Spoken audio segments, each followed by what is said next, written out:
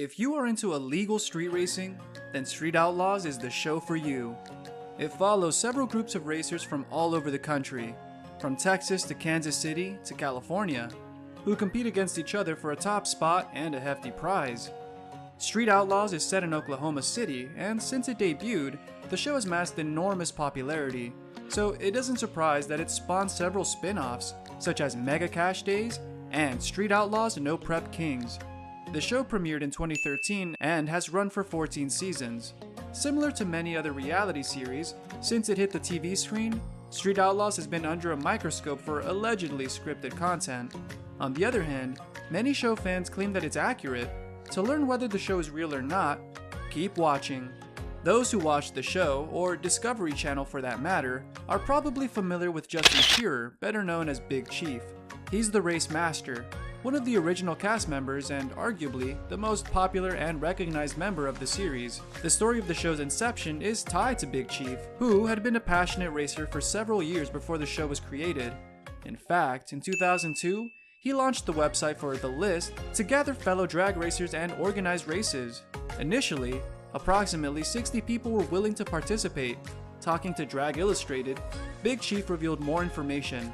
It was just our buddies, and we thought we were the baddest street racers in the world. And once we were at the point where we could afford a trailer, we started driving around to figure it out. Then, out of the blue, Kyle from 1320 Video got in touch with Big Chief and wanted to come and film his crew racing. Big Chief saying, "We thought that was the craziest thing ever.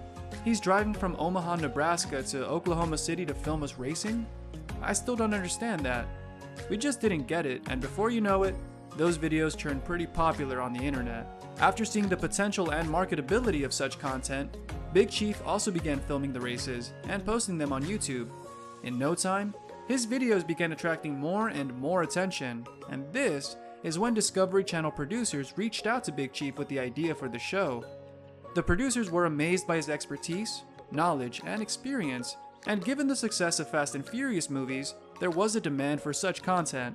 Still in shock, Big Chief agreed to the show and appeared in the reality series Midwest Streetcars, later joined by Street Outlaws. Even though there were good chances that the show might hit it off, the producers didn't have too much faith in it.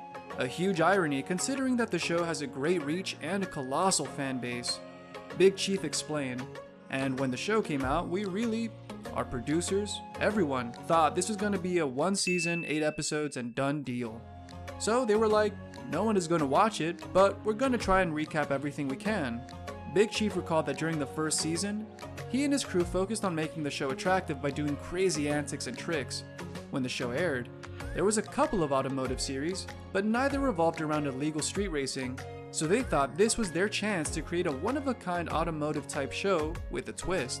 Following the first couple of episodes, the show did really well in terms of the viewership ratings, and in no time, the producer gave Big Chief a phone call, revealing, "Hey, you guys aren't that bad," and hinted that there might be another season of the show.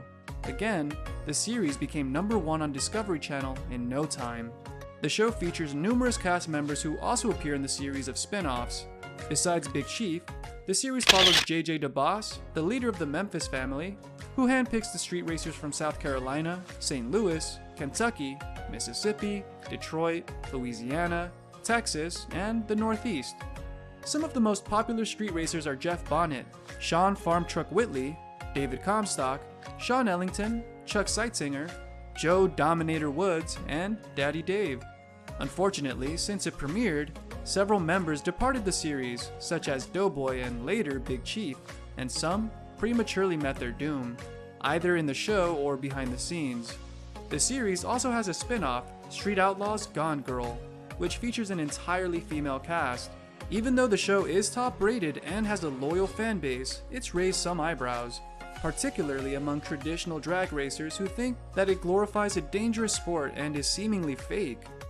Here's what Big Chief said, "I understand where they're coming from, but in my opinion, we're glorifying heads-up racers on a budget, and instead of putting on the smallest tires we can find and then gluing them to the racetrack, we're just finding the shittiest road we can find, putting on the biggest tires, and then talking how cool we are." However, this show's premise has been the most discussed issue, which infers that the show is centered on illegal street racing. But is this true? If a show that promotes and documents illegal activities is airing on Discovery Channel, wouldn't the authorities take necessary action to end it? One would think so. Well, the show started with the idea of illegal street racing, but it was never really unlawful.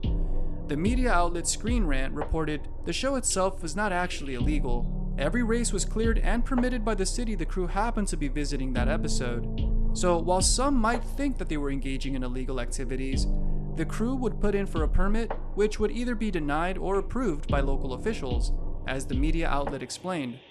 Furthermore, if the racers couldn't obtain permits, they just had to relocate the race. Now, what about the police? This one might surprise you, but the police are in on the racing.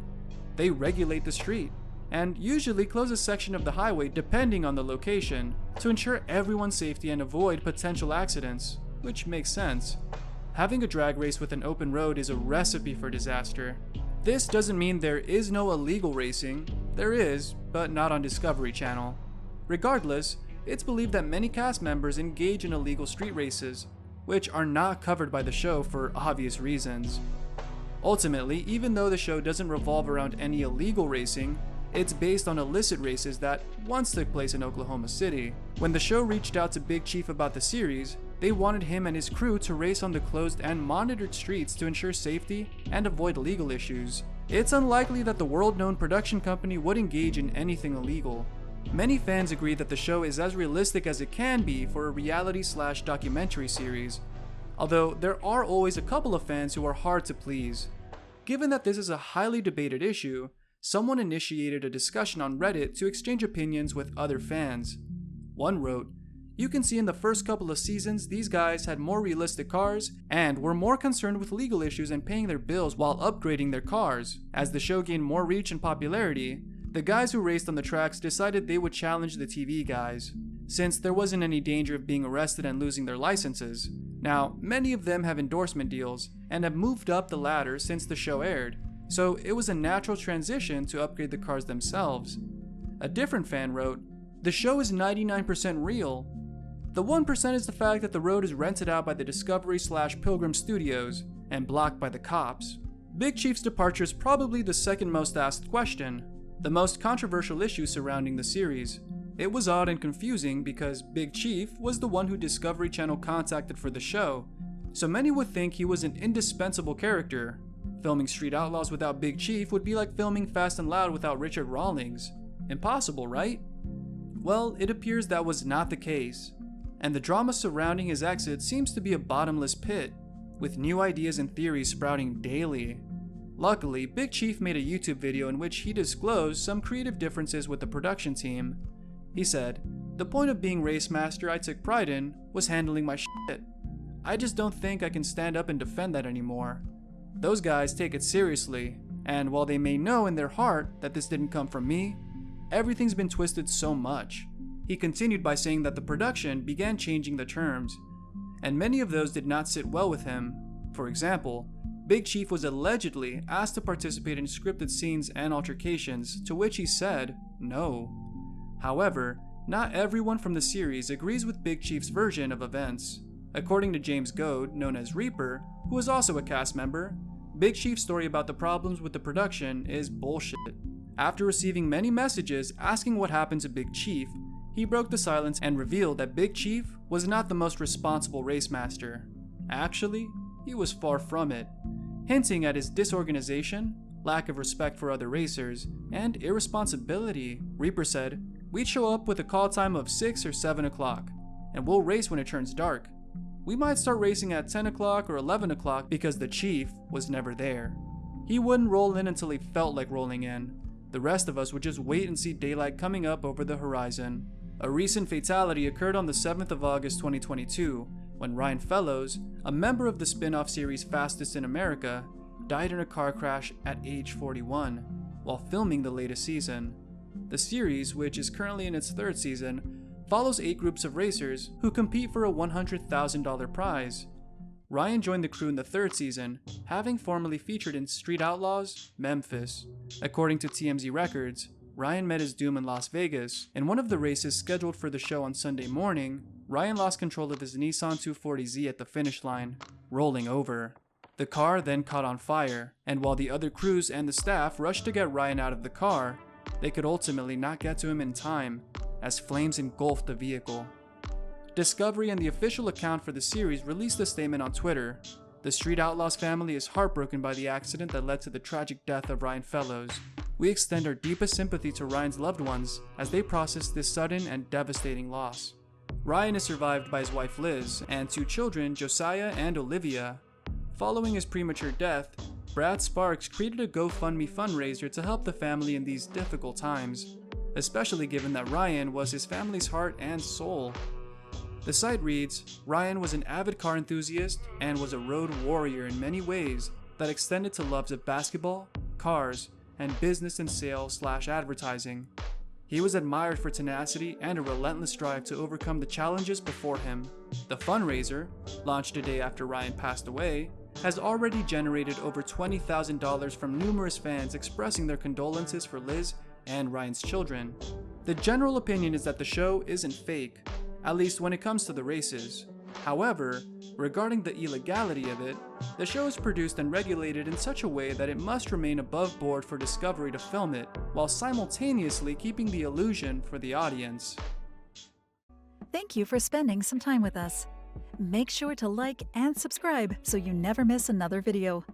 We also handpick these videos, which we recommend you watch next. You can talk to us on all social medias or ask a question in the comments below. Thank you for being with us, and we'll see you back tomorrow.